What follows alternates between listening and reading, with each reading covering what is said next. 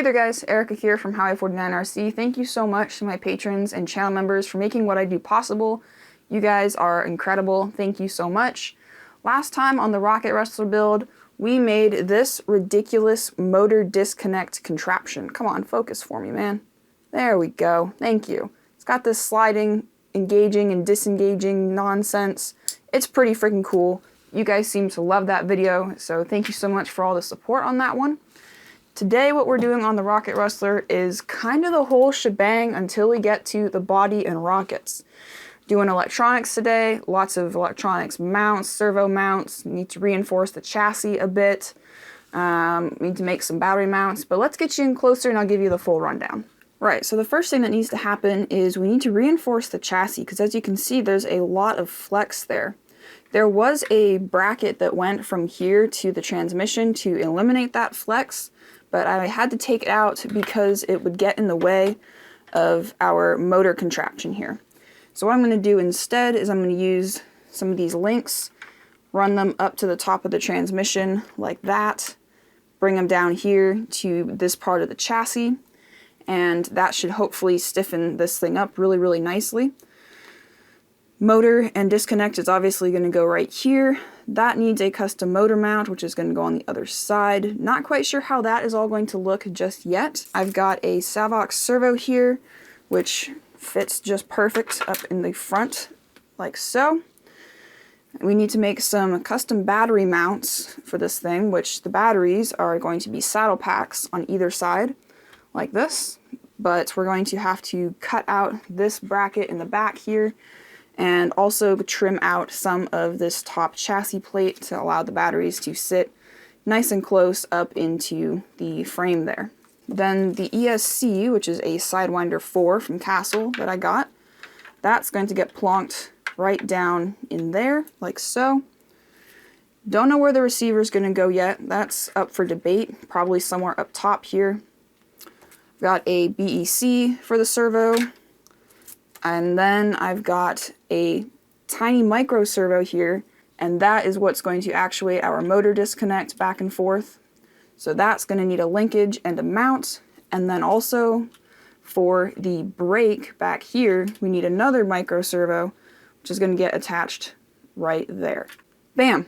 Video done. Thanks for watching, guys. I'm out. Nah, I'm just kidding, guys. So with that, I think I'm going to go out and start on the chassis stiffening and the motor mount first, since those are the most central, kind of integral parts of this whole build, and I'll keep you guys updated.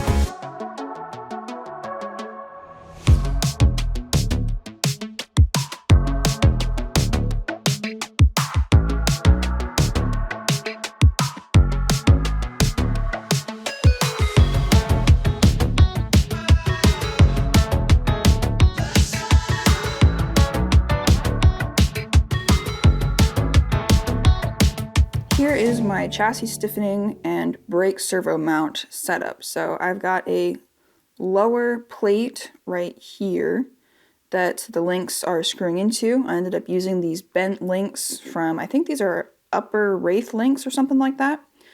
I was able to scoot the spur gear over and actually have one snake behind it just there, which is pretty cool. And then the servo mount just bolts on top, and there you go. That is pretty much the whole shebang. I think it turned out really good. So next up, I need to come up with a motor mounting plate. I'm thinking what I'm going to do is I'm going to put a block down in that gap there between the chassis plate and the transmission case that the plate will then bolt to, and then it would also bolt to right here on the chassis.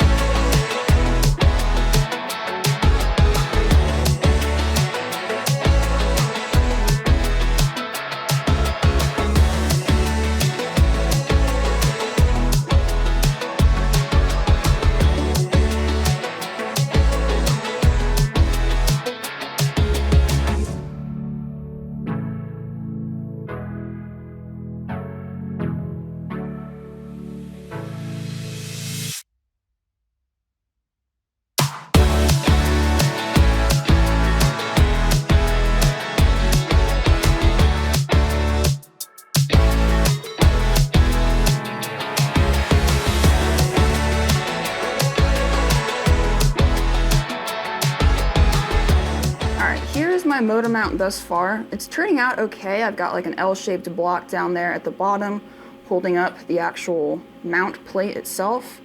There's a look from the other side. It's turning out okay so far.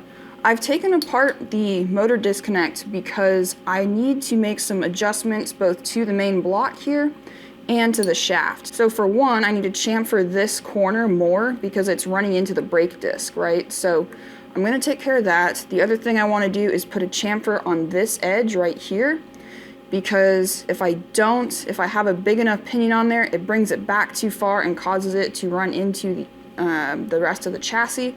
Then the other thing that needs to happen is I need to trim down this shoulder that this bearing is sitting on just a little bit. Not too much, but it's causing the pinion to sit out just a little bit too far. So that's where I'm at for the moment. Lots of fiddling, lots of tweaking, lots of figuring out, oh, this needs to be changed, that needs to be tweaked, you know, that sort of thing. Actually, one other thing that I wanted to mention was on the disconnect block here. I'm actually gonna put a grub screw in the side to hold my bearings in, because my motor mount plate ended up not really holding the bearings in that great. So also gonna do that. Yeah, I'm gonna keep working on it and I'll talk to you guys later. So quick update on the disconnect. I added 2 set screws there. I figured 2 would be better than 1 just as a backup safety precaution kind of thing. I added this chamfer here. Then as you can see, I also made these 2 chamfers on either side bigger, mainly just to allow clearance for a couple things. But as far as the motor mount goes, it's looking really good. I added a bracket to the other side of the plate there so that we've got it nice and secure and rigid. And then motor and disconnect slide in there just like that. It all bolts up. I won't show you guys how it bolts up, but it does. Everything lines up. We've got a ton of adjustability. I checked and I think I should be able to get an 18-tooth pinion in there. Yeah, that's a pretty freaking big pinion. So this thing could go crazy fast if we really wanted it to. But everything is looking really good. Tolerances are super tight on everything. I mean, like, I've squeezed everything in there so tight. I mean, less than a 1/16 of an inch in some places. But I'm happy with it. Next up, I'm going to tackle some battery mounts, which on this side is going to involve me removing this support bracket here for a servo and cutting out some of this top deck as well.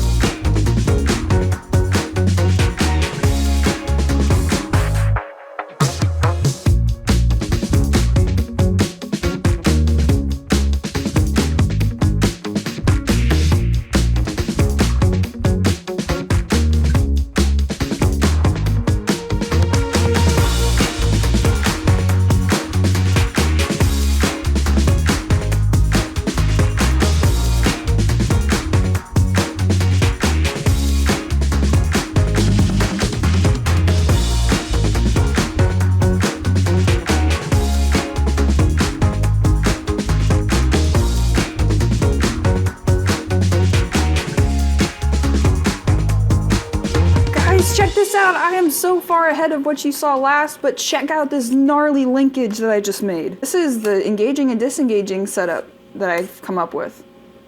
Isn't that freaking insane? Freaking amazing! I seriously can't get over how freaking cool this is. I'm gonna clean up all those linkages so it looks a little bit nicer. But it works! God, this is so cool! Alright, I know I'm getting way ahead of myself, guys. I'm sorry. So, for battery mounts, I really just ended up trimming out the chassis on this side here and put a slot for the battery strap down there through the chassis. And that worked out really good. Basically did the same thing on the other side. I had to add a little backstop right there just so it wouldn't slide forward and back.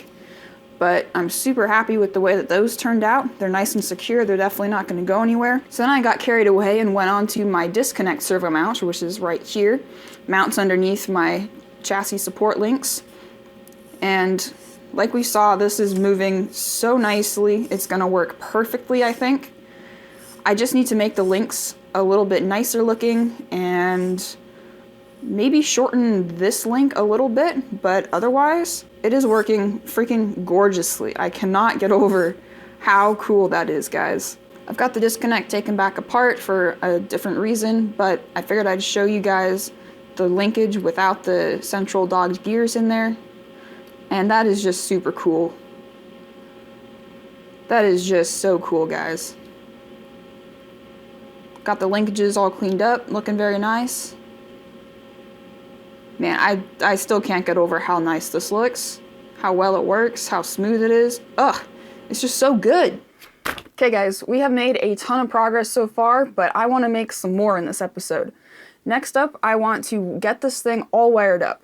Get my BEC installed for my servo, get the receiver installed, bound up to my radio, get everything hooked up, set my endpoints, trim, set up a mix for the brake servo, all that jazz. Something I want to mention about the disconnect linkage here is that I may come up with a soft linkage. It's basically like a spring-loaded linkage using either a spring or a piece of rubber tubing that will collapse in the event that the dogged gears aren't perfectly lined up with each other, right? So that if they're teeth on teeth like that, I won't burn up the servo by just trying to force the one into the other. There'll be some give to it so that the servo will move, it'll be spring-loaded, and then as soon as it gets to where it needs to be, it'll pop into place. Yeah, I guess with that, cue the time lapse.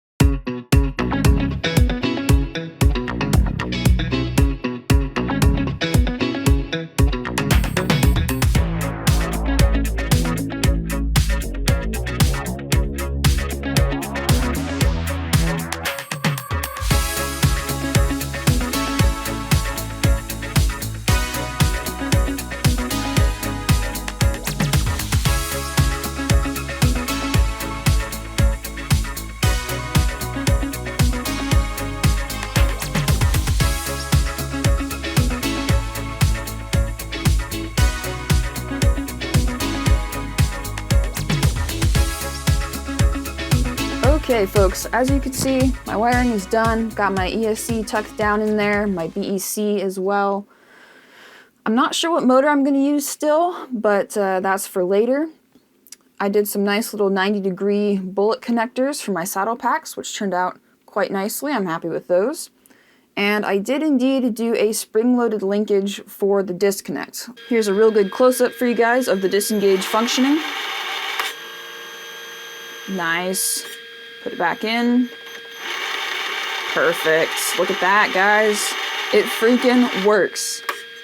I can't believe this thing works as smoothly as it does. Getting it back in is a little tricky sometimes. It grinds a little bit here and there, but a bump of the throttle and it will usually pop itself right back in where it needs to be. Just like that. In terms of the rest of the electronics, I've got the steering servo hooked up properly. We've got forward and reverse, and also forward and brake. Now the reason I've got it set up as two different mixes on my radio, so when this switches up, I've got brake, when it's down, I've got reverse. The reason that is because I don't want the brake servo grabbing when I'm trying to go in reverse. It's not going to work that way. So the way this brake mechanism here is working is essentially the servo is pushing on this lever, which is pushing a plate against the brake disc that's behind the spur gear here. And so what that's doing is slowing down the spur gear and the rest of the drivetrain mechanically via friction, instead of having the ESC induce a braking force on the motor, thus slowing down the drivetrain. It's two different ways to accomplish the same problem, but I think this one is much cooler, which is why I kept it on this build. You guys, this rig is looking absolutely incredible. I am totally falling in love with it. It has come so far in this episode from being just a roller to what it is now. Everything from the crazy brake servo to the disconnect to the motor mount to the battery packs and the way that they're mounted up. It's just all looks so good. The tolerances are so tight. It's so clean, and I am really, really happy with it. I'm hoping you guys are just as excited about it as I am. Next time, we are going to be working on painting the body for this thing, as well as building the rocket tubes, holders, the rocket mounts, the thingamadoodads that the rockets go in. Yeah, it's gonna be freaking sweet. So, with that, if you guys are looking forward to the next episode, be sure to leave a big fat thumbs up, leave a comment down below, and if you're new here, hit that subscribe button as well. If you want to keep up with behind the scenes and other things that I'm up to, my Instagram is a great place to do that, and my tag is highway49_RC. If you want to chat with me and fellow RC enthusiasts, Discord's a good place for that. If you want to support me and crazy projects just like this one, consider becoming a channel member or joining my Patreon. Both of those would be greatly appreciated. And with that, guys, that's all for me, and I will see y'all in the next episode.